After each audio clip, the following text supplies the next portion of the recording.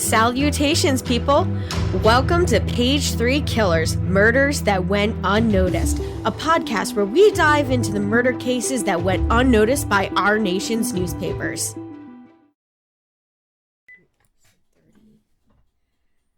Hi, guys! I'm first. Uh-oh! Hi, Shay. Hi, John! Hi, everyone. Hi, guys! Welcome back! And welcome to Page 3 Killers episode. Scroll up on the page because I don't know what number it is. 30. Episode 30. Okay, yeah, I am recording. For some reason, I looked down and my thing wasn't lit, and I realized it's because I'm not talking. Yeah. One of those kind of days. That'll do it. What are we doing tonight? Yeah. So on this Tuesday night, we are recording a way back when episode. So this one is from 1884 and 1885 and terrorized Austin, Texas. We're talking about the Servant Girl Annihilator. I found this case to be really interesting. It's a pimp name. Yeah. Servant Girl Annihilator. Was she a servant girl or did she annihilate servant girls? Well, it was a bunch of servant girls that got murdered. You see, well, it's ambiguous. They either worked in homes as, like, maids or as cooks. Yeah. I think that was my phone vibrating. Ignore. So, yeah, this episode is a way back when. Super exciting. Yeah. Shout-outs? Yeah. Why don't you take it away? Do our shout-out. Ralulk. We still don't know who that is, but we'll find out for you guys. And Chelsea. Oh my gosh. Yes. And thank you guys so much for donating to Patreon. And just remember, you guys too can become a prime suspect by joining our Patreon and supporting the podcast. Do we have anything up on Patreon yet? Yes, we got two videos up on Patreon. I finally figured out how to upload everything. So, like, you have to do a workaround where you have to upload it to, because they're such large files, you have to upload to Facebook and then move it over. And no one needs to know the behind-the-scenes details. Takes a lot of time, guys. That's all I'm saying. Now, let's move into our news for this week. It's kind of thin. I'm just going to say I had a hard time finding news stories from this time period. You mean 1884 and 1885 weren't filled with historical events? I mean, they probably were. I just didn't know any, or I couldn't find any. But what do you got, babe? You got some 1884, 1885. Why the 1885 seems very familiar. Well, let's see what you found. All right. So the first successful appendectomy is performed by Dr. William W. Grant on Mary Gartside.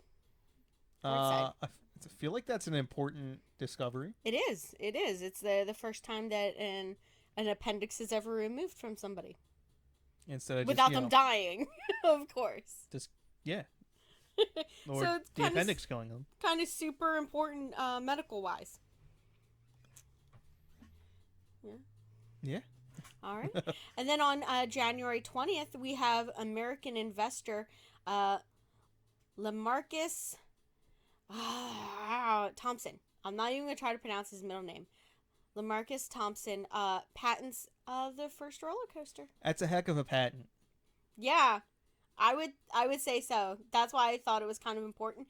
I mean, a roller coaster in general at this time period was super exciting. If by exciting you mean absolutely terrifying. Oh yeah, like you don't know if that fucker was gonna fall apart. I would not have gotten on the first, I don't know, 5 million roller coasters ever made. Are they even at 5 million? I don't know, but I still don't like roller coasters, so. Yeah, we're not daredevils. I like to be feet on the ground. I can only imagine what the first, dozen were like. Yeah, like no seatbelts. They probably didn't. No, you're joking. They probably didn't.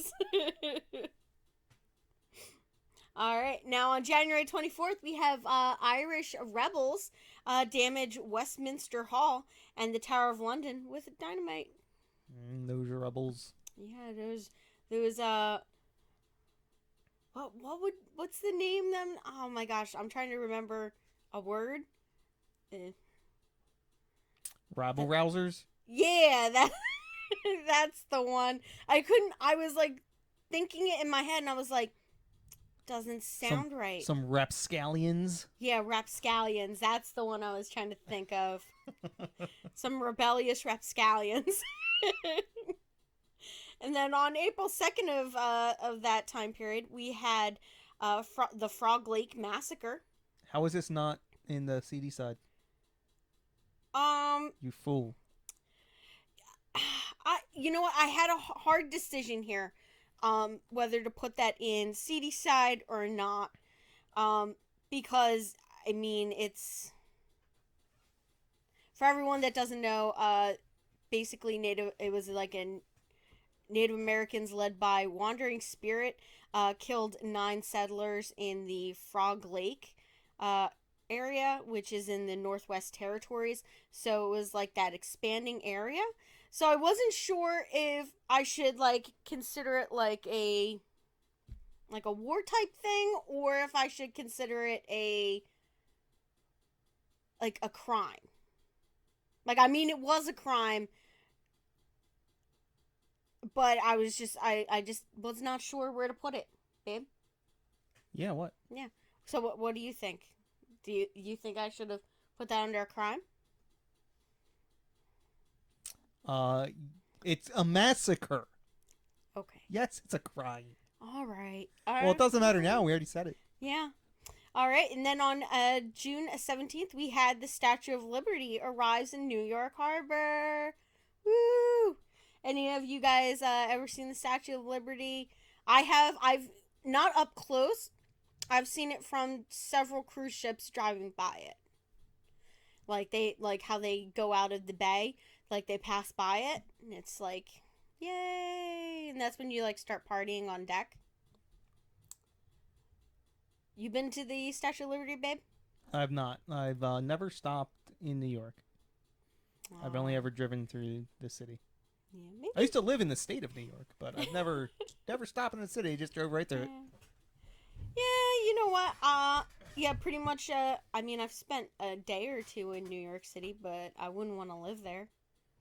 Sorry to all my New York people out there. Now, on July 6th, we have Louis Pasteur, and oh my gosh,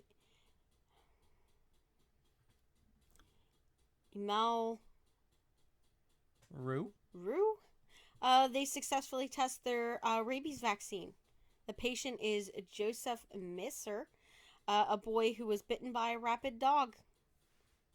Yeah, which is so. This was like a year of big medical leaps, I would say.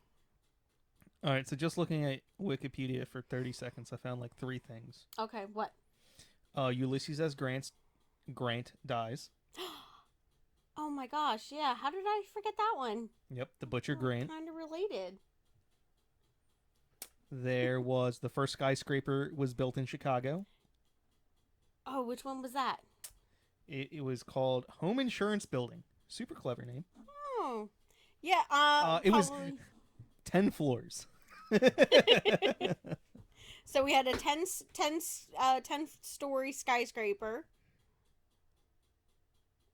Oh, I think this is where I know it from. There was a depression from 1885. That has to be where I know it from because there's a depression from 1885 and there's examples of economics and all the crap I like. Yeah. So in case you guys don't know, John is our expert on financial stuff, guns, and booze. And Magic the Gathering. It doesn't seem to come up very often. We had an entire episode about it. Other than that one episode. All right, now let's move on to our seedier side. Unless you got some more news to talk about. No, not really. Not really. Who was the president at this time? Cleveland? Cleveland? Or Did he do anything special? Let me double check. I was right, Cleveland.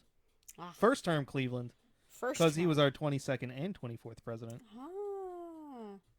Oh, whoa. Wait. How did that happen?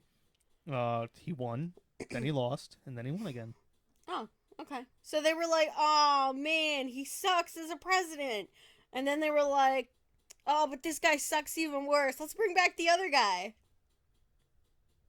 Is that how it happened? Yeah, pretty much, yeah. Yeah. Okay. And then I have, this one comes from December 1st, our CD side topic. So we have the American Old West. So near, Fresno? Is that, Frisco? Frisco, New Mexico. Deputy Sheriff. Oh my God. What is with these names today? El Figo. Baca? El Fago. El Fuego? I think it's El Fago. Alfego Baca holds off a gang of 80 Texan cowboys who want to kill him for arresting cowboy Charles McCarthy. The cowboys have been terrorizing the areas, Hispanic and the Baca is working against them. So the sheriff was, he held off 80 guys. I feel like this was is a elaborated. true Wild West. True Wild West story. Like, this is true? I don't know, but it should be a movie. And by the way, I really appreciate the fact that this points out that cowboys is not like a positive thing. Like when you're like, oh, them Southern cowboys, that's an insult. Cowboys were criminals, lowlifes, losers. You're basically be like, oh, that's one sexy cowboy. You're basically like, oh, that's one sexy person who just mugged an old lady. They always romanticize, like, in the old films, romanticize cowboys. And what you're thinking about is a rancher. Yes. Someone who did work for a living. Not someone who went around and stole other people's stuff. Like, cowboys, like, back then were, like, the biker gangs of today. Would that be a good analogy? Yeah, that's a fair enough analogy. Yeah, so just think like Hell's Angels on horses. Yeah, so all you dumbasses who think like you're trying to be a sexy cowboy, remember that. You're trying to be a sexy lowlife. Do you count? Because you have a cowboy hat. Just because I own a cowboy hat does not mean I'm trying to be a cowboy. You were just talking about getting that hat fixed, by the way. Cowboy hats, no, they're utilitarian. You want to know why cowboy hats are the way they are? Why? So you can fill them up with water and don't die. Oh. Interesting. Yeah. So there's a reason why a 10-gallon hat.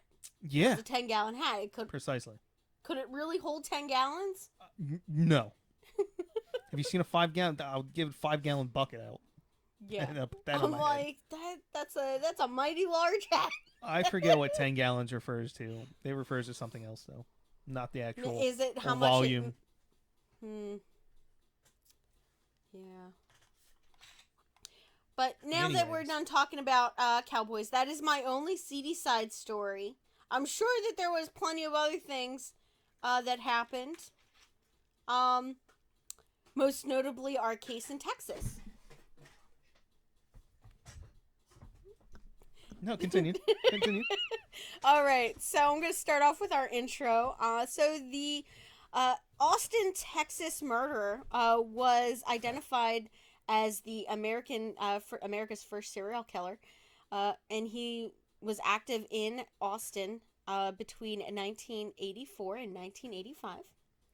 He was also known as the Servant Girl Annihilator. So his main name was the Austin Axe Murderer. I've heard him called the Midnight Stalker, because apparently a lot of these crimes happened after midnight.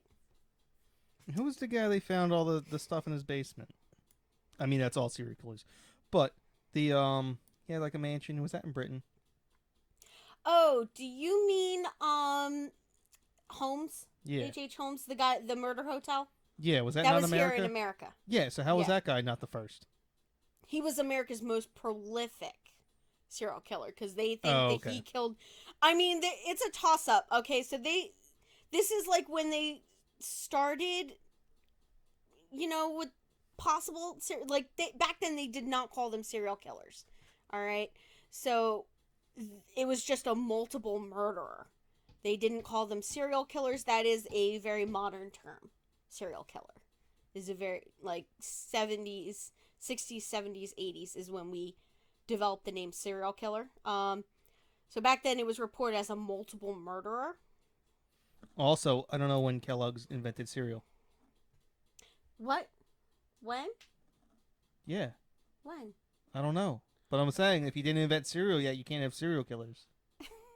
Well, they mean serial as in like a series, but not so it's a different spelling, hun.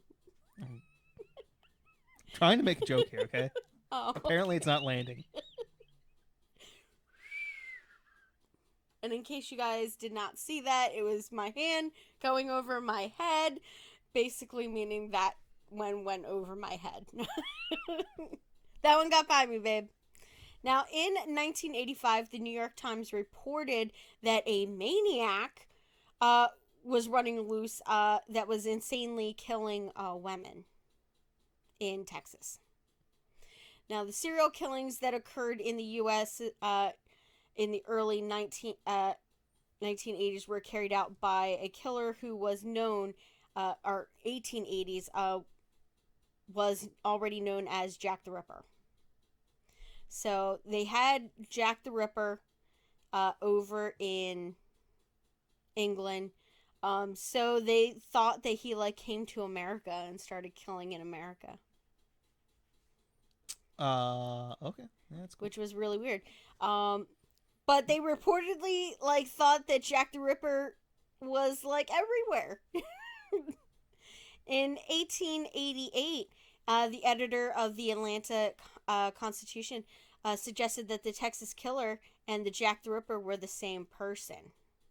Now, the unnamed killer murdered 7 women and 1 African American male. So the 7 women that were murdered, 2 of them were female.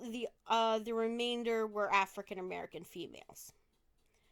There was also 6 other people injured in these attacks. Now, the victims were attacked inside their homes while they were sleeping in their beds. Presumably, some of them with their partners lying right next to them. So, some of the partners were also injured and either knocked out or almost killed. Now, 5 of the female victims, while unconscious, were dragged outside and killed outside of the home. 6 of the murdered women had sharp objects inserted into their ears, like ice picks, inserted into their ears, and then they were mutilated. So I feel like that's a first. The ear thingy. The ear thing, yeah. We've had eyeballs, we've had noses, disembowelments. Yeah. This guy had a thing about jabbing sharp, pointy objects into people's ears. And then he would mutilate their bodies, and then he would pose them on their front lawn, or out in the street, or on the sidewalk in very similar manners. So he's decorating. Yeah. So. Well, I mean, maybe if he just pursued a career in, what's that called? Not land beautification. Horticulture? Horticulture? Yeah, maybe if he would just pursued a career in horticulture, he would have done better for himself. Yeah, or an artist or something. Or whatever an ear doctor is called. Yeah. Since this is the time when you didn't even need a medical degree to become a doctor. Oh, yeah. Oh, my gosh. Or a lawyer, interestingly enough. Oh, my God. That's true. You could go to school, but... Clarence Darrow. Who's Clarence Darrow. He's the most famous lawyer ever. Monkey trial guy. Okay, anyway. Anyone who's cultured listening will know who he is. Okay. He started to go to school and was like, this is a waste of my time. I'm dropping out and becoming a lawyer.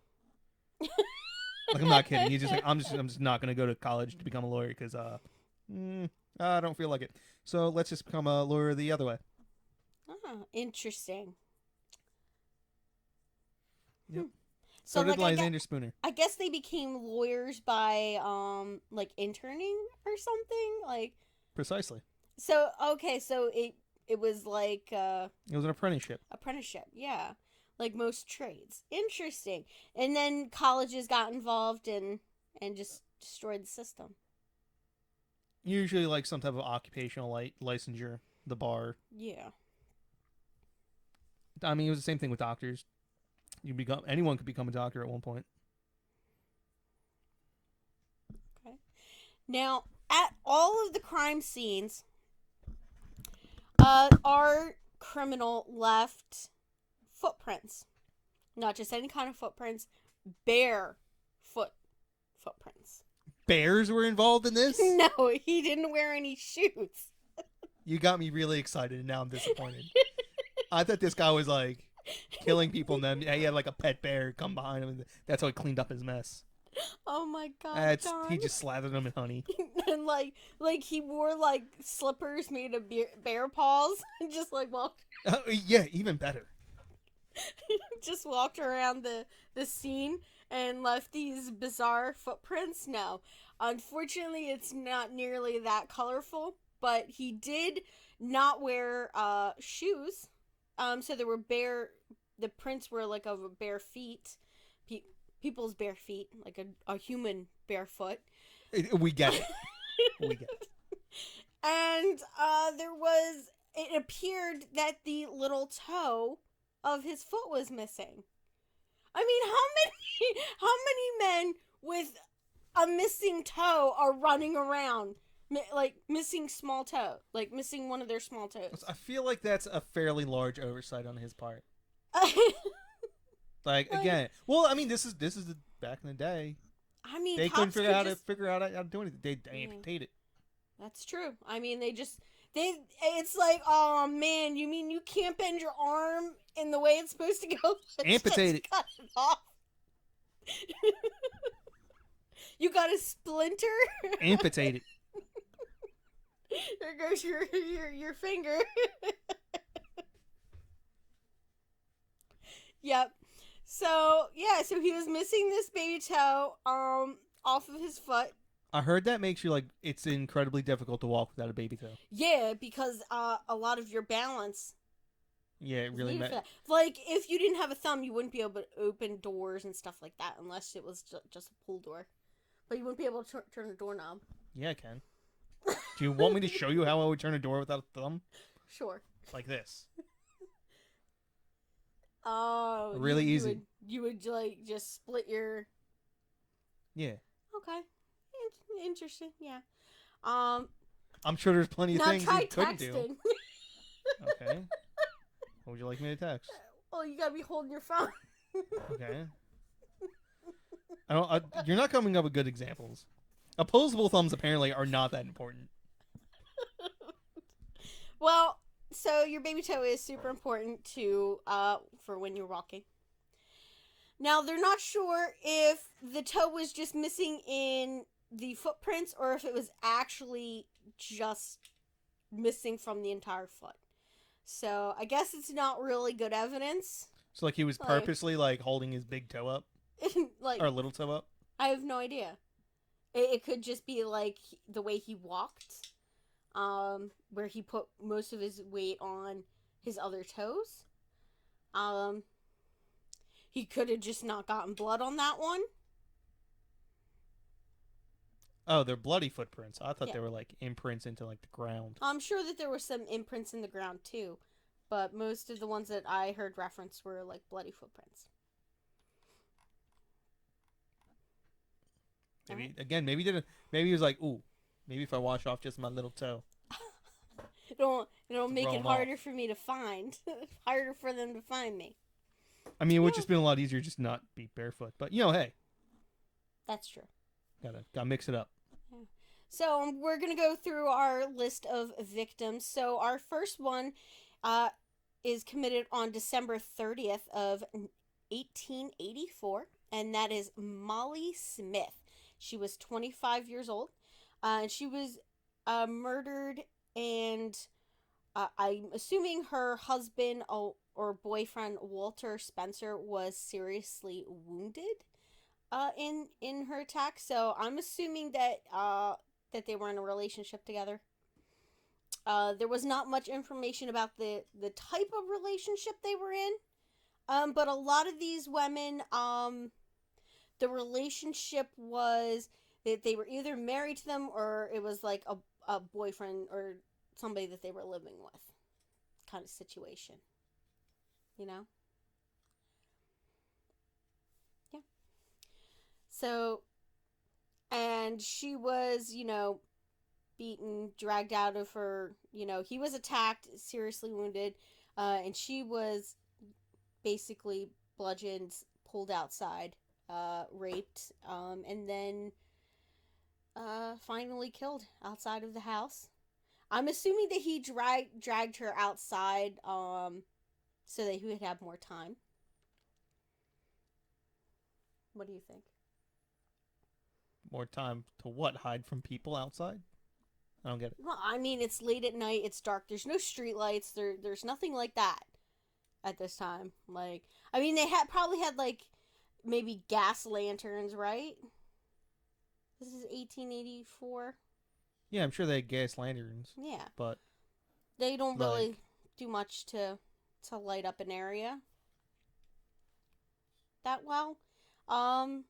Yeah, and this wasn't in the best part of Austin, and Austin was viewed as like pretty much a hick town in Texas at this time. Oh, how the times have changed. They weren't a hip city like they are now.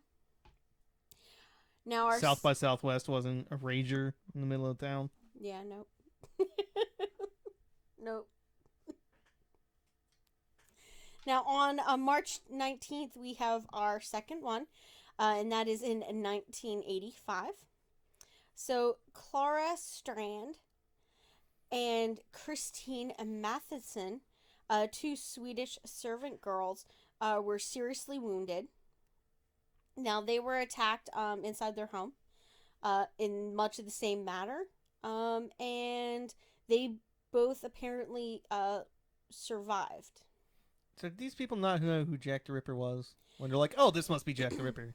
You know what? I think Jack the Ripper was happening at the same time.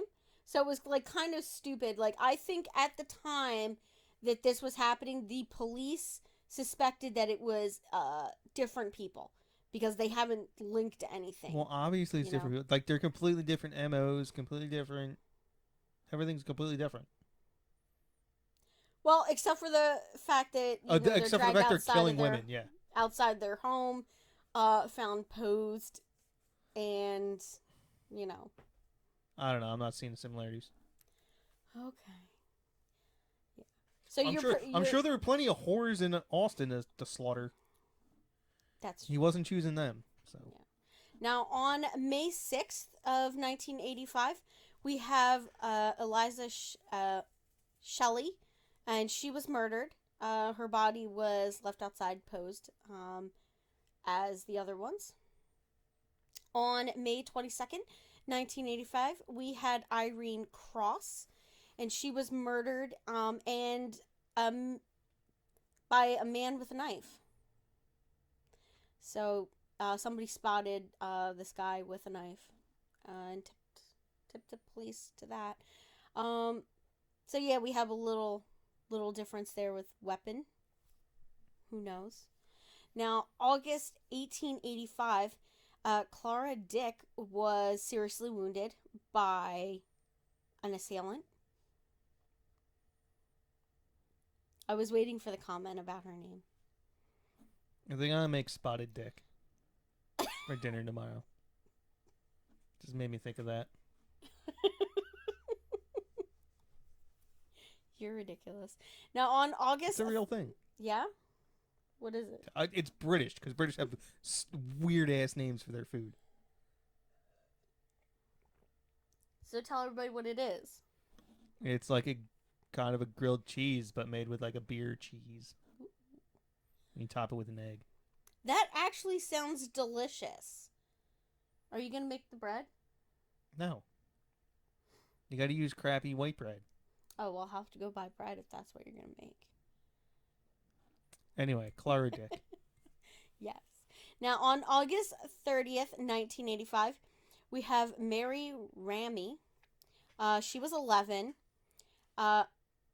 was murdered, and her mother, Rebecca Ramy, was seriously wounded. So that one is super crazy. Oh, he's going after kitties now. Yeah, so there That's was not a cool. big age difference. You know what? Back then, kids really weren't kids. Like, as soon as you're old enough, you were working. So. Oh yeah, she was probably holding down like 3 full-time jobs. Yeah, like just having way more ambition than most people nowadays. Probably had 2 kids. Her husband was probably like 87. No, I don't think she was married. Yeah. Then we have on September 28th, 1985, Grace Vance and her boyfriend, Orange Washington. That's a cooler name than Dick. Yeah, Orange. Orange Washington. Yeah, pretty interesting name. They were murdered.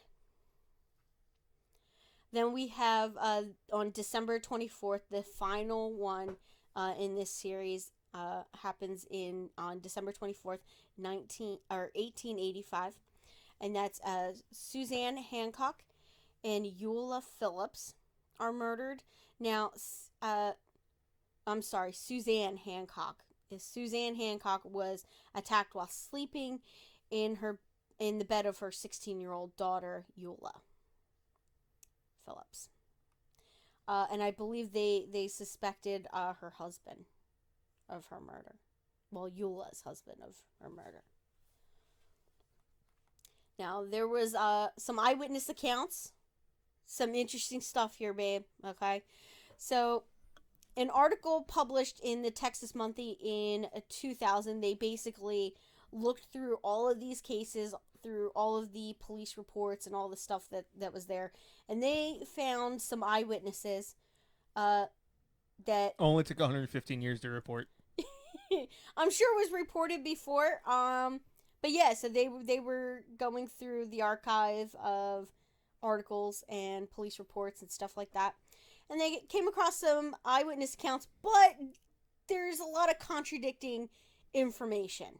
Okay, so the killer was reported to be a white man, then he was reported to be an African American man, then he was reported to be an Asian man, which super narrows it down. Yeah, leaves that wide open. And of course, I'm using sanitized terms. Well, right? I mean, to be honest, this is Texas. Yeah, this is there's southern... a large, not white, not African American, not Asian population down there. Yeah, this actually ruled out a bunch of people. Yep. All the Indians. Yeah. Now the killer was seen wearing a black soot. I was trying to be a jackass there, and I was actually referring to actual Indians, like subcontinent Asian Indians. And I just realized like there was a lot of actual Native Americans down there, as well as Mexicans, because Texas. Yeah. So you weren't trying to be like... I was trying to be funny, and then I realized it probably wasn't as funny because people thought I was talking about Native Americans when I was actually talking about Indians proper. Okay. Yeah. I feel dumb. I'm sorry. It's okay. You don't have to feel dumb, hon. Oh, there was also no Mohammedans down there probably either. No. Probably not. Probably very few if there were. That's what they call Middle Eastern people back in the day. Mohammedans.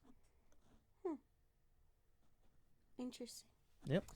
Yeah, so back to what I was saying. The killer was seen wearing black soot, trying to, I guess, conceal their skin color or their ethnicity that way. Or just, or to night. Conceal themselves in dark, Yeah, which is kind of ingenious. Then we have some reports that said that he was wearing different types of clothing. One report said that he was wearing a dress. Another one said that he was wearing a slouch hat, which I honestly do not know what that is. And somebody said that one person said that he was wearing a white cloth mask on the lower part of his face. So why are you going to like cover your face in black soot and then wear like a white handkerchief around your from your nose down to your chin? Like, wouldn't you be really spottable? That just doesn't make sense to me. But yeah, so that was like some of the reports of what he was possibly wearing. Okay, so a slouch hat is kind of like a cross between a cowboy hat and like a safari hat. Huh. Interesting. Yeah. So like that tan hat. It was part of a military. It was commonly used as part of a military uniforms with a chin strap. Interesting. I did not know that. That's a neat fact. Now, there were also reports that the killer was working with one or more accomplices. Although I feel like that can't be correct because if there was more than one person involved, why was he dragging the bodies out of the house? Like, wouldn't they just lift them up and carry them? So I'm just saying. Maybe it was women. What? Yeah. But, yeah. No effect. There doesn't really seem to be a particularly cohesive. Like these could be all just random murders by different people. I feel according like to these eyewitnesses. I feel like some of them, it was probably their husband. Like honestly, I feel like it would be like their husband murdered them, and then he heard about this crazy serial killer running around, and he was just like, there you go. I can hide myself by posing her out in the yard with an ice pick in her ear.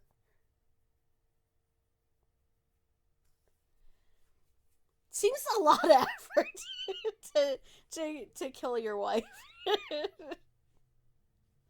Now, the African American community, they reported that this person was practicing voodoo, and that it made them invisible. They used voodoo magic to make themselves invisible. This is why crimes were not solved back in the day. Yeah, because the cops were probably like, "Oh yeah, that's a good point. It's probably voodoo."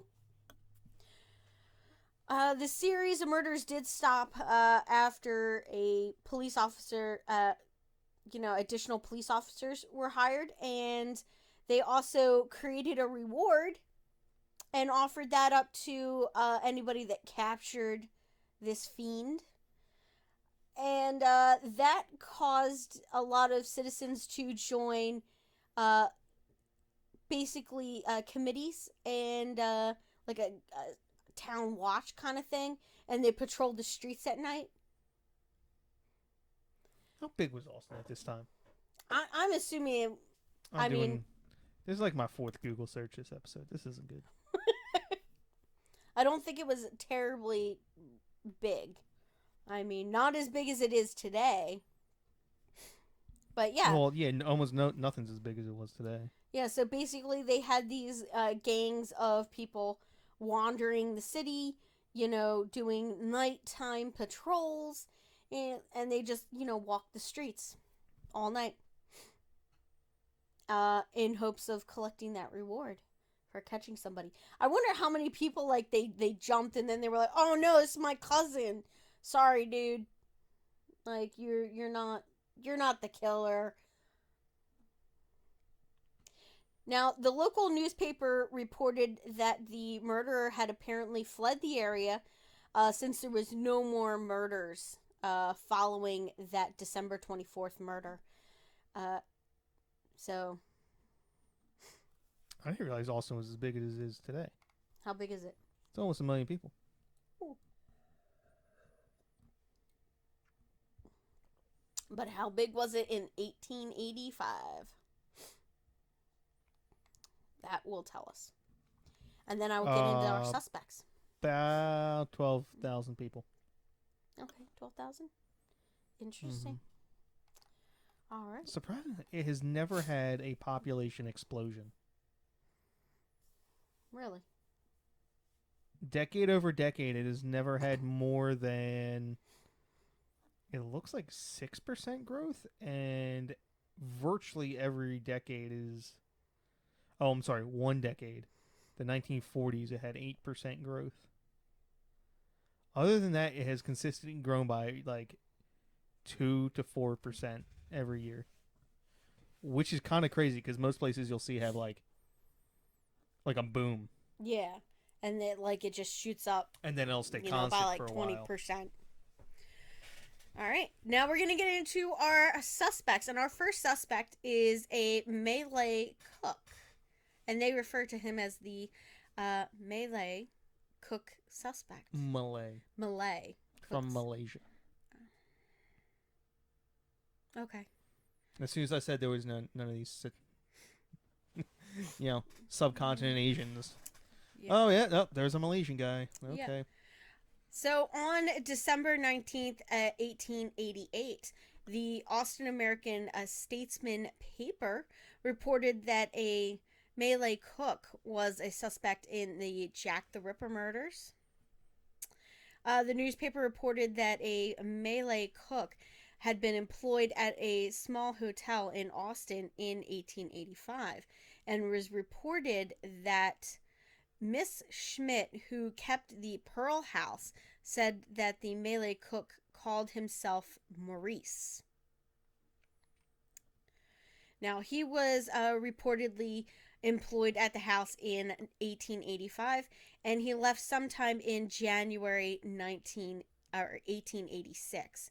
After the departure of the Malay cook, the murders stopped. So that was the end of those. Now, all of the victims except 2 or 3 resided in the Pearl House neighborhood, which is why he makes such a good suspect. Now, in London, in August of 1888, around August 13th, a sailor named George M. Dodge was interviewed by Scotland Yard, and he claimed to have met this cook going by the name Alaska or Lascar. And he claimed that Lascar or Alaska was about 35 years old, 5'7", weighed between 10 and 11 stones, which I think is a stone 20 pounds. Well, so a stone is 63 kilograms. Yeah. And a kilogram is 2.2 pounds. So that would put it on 12. Carry the 3. John, yeah, about math. 14. Yeah. About 14 pounds. That's not right. 14, 15 pounds. I can't imagine that that's correct. Well, 140, 150 pounds? Oh, okay. For 10 to 12 stones, yeah. That sounds about right. Okay. Yeah. So it was reported that this cook carried around a double-edged knife. And George claimed that Alaska told him he'd been robbed by a woman of bad character, and that unless he found the woman and recovered his money, he would murder and mutilate every Whitechapel woman he met. So, yeah. So now they're sort of thinking that, oh, Jack the Ripper came from America. And I'm just like, why? Wait, so they were saying... Yeah, Jack the Ripper happened after this. 1888 is when he started. Oh, see, I was confused. Yeah. So I'm sorry for the confusion, guys. Because I forgot that in my notes that I had written down where when Jack the Ripper started. So these crimes happened a few years before. He leaves in 1886. Go and arrives in England in 18. Well, this other sailor arrived there in 1888, and he says that he met this guy and from uh Austin, who was in Austin, Texas, and came to London, and that he's Jack the Ripper, basically. Is this a credible? I don't know. I'm not the Jack the Ripper. I don't know if I trust good old Dodge here. Georgie Dodge. Name's kind of dodgy. I don't know. I mean, sailors weren't very reputable at this time. They're still not reputable. They just pretend to be. Now, like the murders in Austin, all 5 of the Ripper victims would follow a similar pattern of murders. So William Marshall claimed that the Ripper was a stout man of about 5 feet 6 inches tall, wearing a black cutaway coat, dark trousers, and a cape, like something a sailor would wear. I don't know any sailor that would wear that. Well, let me grab my dress blues and throw them on and see. Oh, that's true. Yeah. Like, well, the difference between a Navy sailor and a shipping sailor was significantly less back in 1885. Really? Sailors were sailors. Oh. You know what? I'm thinking like pirates. Now, well, okay, look at how the Royal Navy dressed in 60 and what pirates dressed. Guess what? They were very similar. It was the fashion of the time. Okay. Yeah. So, much like Austin, when the Malay cook leaves London, the Whitechapel killings stop. So, makes him a strong suspect for both the So all Jack I'm the hearing Ripper is you saw killings Jack the Ripper. and yeah. It's the Malay cook. Yeah. So that's one of the theories, okay? Now, this next one is posed by a modern day documentary from 2014. It was aired on PBS, and I literally just watched it earlier today. History Detectives, and they brought up a pretty good suspect. Okay, other than the Malay cook, and that would be a Nathan Elgin. And they came to this conclusion by using modern day investigative techniques such as psychological profiling, geographical profiling, and historical research. I don't trust any of these profiling things. You don't? Not the ones on TV. They're just there for the hype and the click. This is clickbait TV. Okay, sure. I mean, it's PBS, babe. Who's watching PBS? What was this, airing after Sesame Street or something? No. Like Sesame Street. Serial killers. I mean, that was pretty much... Like, yeah, they just wedged it in between. It was like after Masterpiece Theater. And then you had the the concert series, and then they have the Masterpiece Theater. Then they'll play Won't You Be My Neighbor? Oh, Mr. Rogers. Mr. Rogers. They Reading just Rainbow. Wedged it in between Reading Rainbow and Mr. Rogers. Serial killer expose. I'm sure this was like an evening thing. Now, they posed this Nathan Elgin as a very credible suspect. All right, so he was a 19-year-old African-American cook. And so this air he before... was missing a toe on his foot. Did this air before or after the crazy guy with the hair was like, aliens built the pyramids? I do not know. Right? Because this is the same crap that airs. Like, that's why I don't trust these things. Like, I don't know when that They just aired. put on these conspiracy theorists and like these wild, I mean, I watched it, babe. It like your seemed cryptozoology boy. no, it was definitely not in that tone of a show. It was very much more methodical. And actual evidence based. Yeah, so is cryptozoology. It's evidence based. Yeah. So in their little investigation, they found out that Just ignore me. Nathan didn't have a baby toe on the same foot, and it matched like on the same foot as the footprints that were found at the scene. All right, that sounds credible. Yeah.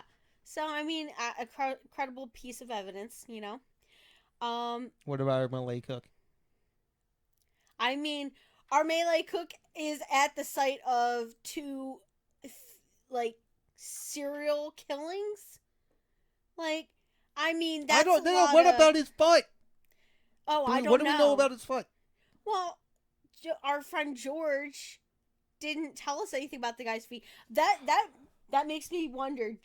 Did George do it? Was George Jack the Ripper and the Servant Girl Annihilator? Could he have been it? Not gonna lie, if you're both, how many people? There, only so many people have one cool name. I know. If you're the Servant Girl Annihilator and Jack the Ripper, oh my god. To be walking away with two great names like that and not get caught on Like either that's like one? being in WWE and being in like NWO and like having cool names in both.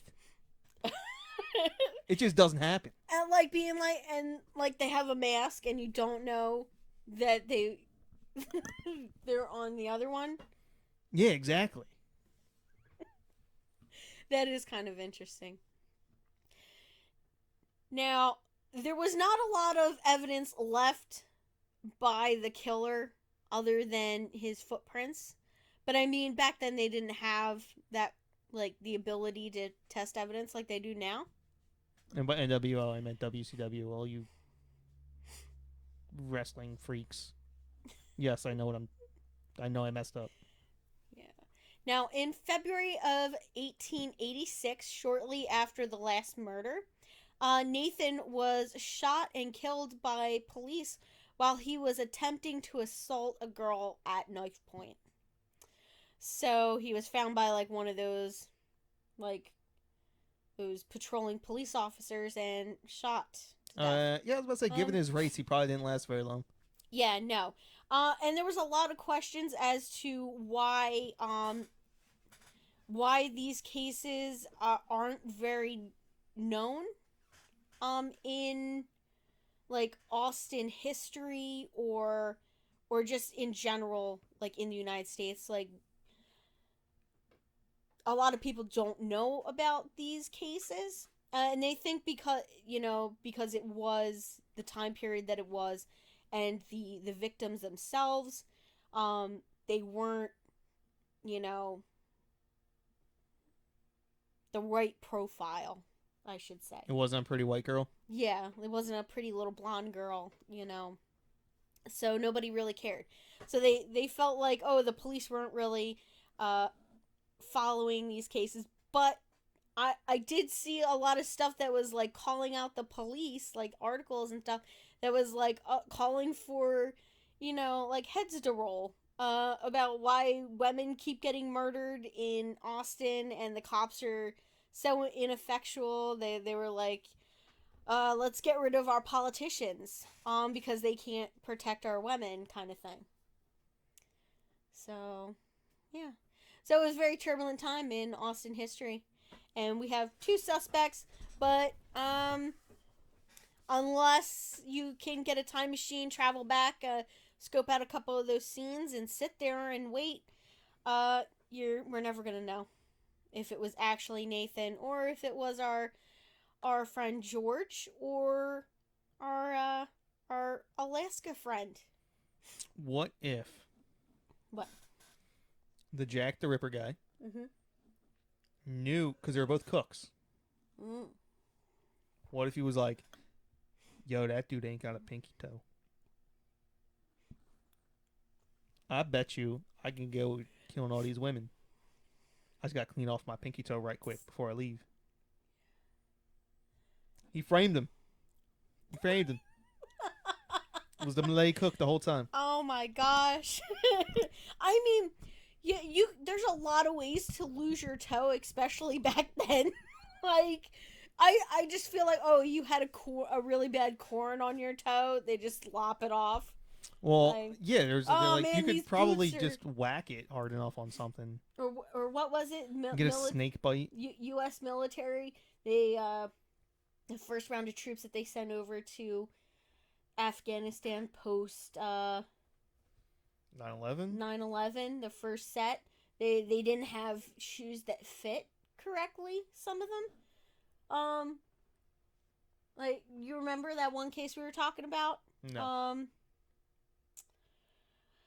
Down in the guy that murdered his girlfriend. Yeah, down in New Orleans. Yeah.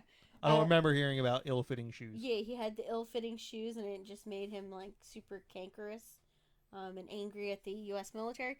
Well, what if this guy had like his shoe was like too small, and he couldn't afford another pair of shoes, so he just cut off his baby toe so he could fit his feet in his shoes. That could totally be legit back in the day. I mean, they're expensive, Like poverty back then ain't poverty like it is now. You got one pair of shoes for your life.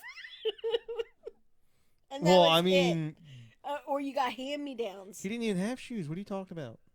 He was barefoot. We just discussed this. Yeah, but he could Maybe he lost his shoes afterwards after he cut his toe off to fit inside of them. That's shitty luck. Yeah. Like, yeah, I just cut my fucking toe off for this. Now I lost them. Like he got robbed by a servant girl and. Oh, he was rocking like the Nikes of the day, and some kid was like, "Yo, I want your Nikes." Yeah, some girl was just like, "I want your Nikes. I'm gonna give them to my man," kind of thing. I don't even know what's a fancy shoe from back then. I don't know what Clarks. How old are Clarks? But you have to imagine that resources. But like I said, it's really hard to tell, especially in these old cases, who the killer is. I mean, it's a super interesting case. It can be linked with Jack the Ripper, sort of. I mean, I think it's leaps. I think it leaps. Quite some large jumps over some very, very deep trenches. So I mean, there's Etonics. Etonics was the pimp shoe of the day. Or yeah, it looks like that's the only literally that's the only or what is this? Lecoq Sportif. You can get some Lecoqs. And don't go there. There's a giant rooster. It's a rooster. Oh my god. Yeah, they were the Adidas of the day. Really? That's They were French, obviously. And the Etonics were from Broxton, Massachusetts. It was the world's first shoe brand. Wow. Before that, I guess they were just kind of made by cobblers. Yeah, you had a cobbler. Like, we actually saw somebody cobble shoes, didn't we? We've seen that. Well, when we went to Williamsburg, we did the tour of the historic downtown of Williamsburg, the historic places right there, like the governor's mansion and stuff like that. And they have this row of what would you call them? Tradesman shops. And yeah. they had a shoe cobbler, and they give you a little talk about how hard it was to procure shoes, because you would have to order them from overseas, and it would take, because it could only come by ship, it would take forever to get, and if they didn't fit, you were fucked, because there was you couldn't return them, kind of thing, right? Yeah, you got what you got and you liked it. Yeah. So, yeah. But, yeah, so as I was saying before I was interrupted by this shoe story. Everyone wants to hear more about Lecoqs. I'm gonna look these bad boys up now. He's gonna look up that shoe company for you guys. Yeah, so I feel like some of the women's murders were definitely committed by their husbands. They're still around today. You can buy them. I can Amazon a pair of Lecoqs. Really? Not only can I. You're going to, aren't I you? absolutely, although they are awfully expensive. Oh my gosh. This is a company that makes $100 t-shirts. Oh my god. Yeah. Now, there was one other suspect. So I told you Eula Phillips, her husband, was suspected of her murder. And he was actually charged, convicted of her murder. And then it was overturned like within like a few months to a year after his conviction. It was overturned. And he was released. So they were like, yeah, no, he didn't do it. Definitely a serial killer did it. Yeah, this crazed maniac killed her. So I do believe that some of these women were murdered by their husbands. It was probably not an uncommon thing back then. I mean, especially when you marry for circumstances. Kind of thing. Like, you want to get out of your parents' house, so you just marry the first available man, kind of thing. Or you got knocked up because you were having an affair with a guy, kind of situation.